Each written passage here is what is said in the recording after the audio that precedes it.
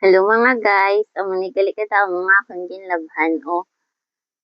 Bali amon pa lang ni Tuntun lago ang kay Ashton ginahuluman ko pa lang. Nakatulog pa gali di si Ashton guys o, pero may laktan kami ginpukaw ko lang na siya gani. Importante gid akong laktan. Na maski tuyo pa siya gindala ko na gid siya. May bago na galing ang Goldilocks diri sa Kabangkalan tupad sang case CC. Adto kami gali sa Salong Subong kay may tabuon ko nga dealer. Amo ni siya ang dalan sang Linaw, lapalapit na sa Salong. So nakita nyo, taban gid humayan kag katubuhan ang Kabangkalan kay amo gini ang first nga source of income nila. Balila pa di na di ang katubuhan sa Kabangkalan guys. Tapos may part pan nga lapad-lapad man ang humay.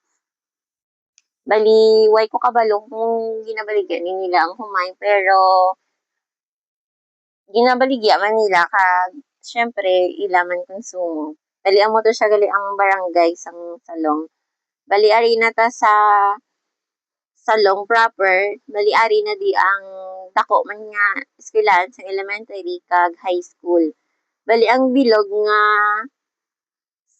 barangay Salong guys, ang mga nabukid nila nga part nang diri pa ni eskwela sa proper Salong kay sa ila to nga lugar sa babaw wala gid mga wala eskwelahan mo nang gapanaog pa sila sa proper para mga ka-eskwela lang. May istorya ko gani nga bata ng grade 2 pa lang siya tapos nagwa siya bala kay lunch break na nila pero ara lang siya sagwa gatambay-tambay kag wala sa tsinelas. Pamangkot ko siya kung nga wala pa siya nagkaon hambal niya wala siya kuno pala niya gahon kag kalayo ko na sang ila balay ginalakat lang nila. Amo na guys ka pigado pag sang may mga tao pag nga pigado kag mga less fortunate pag nga tao nga muna maski daw kabudlay sa ila sitwasyon gapaningwa gid sila Japon nga para maka-eskwela lang. Amo na ni siya ang biyarin guys, bali amo na siya ang dako pag nga katubuhan diri sa Kabangkalan. Diri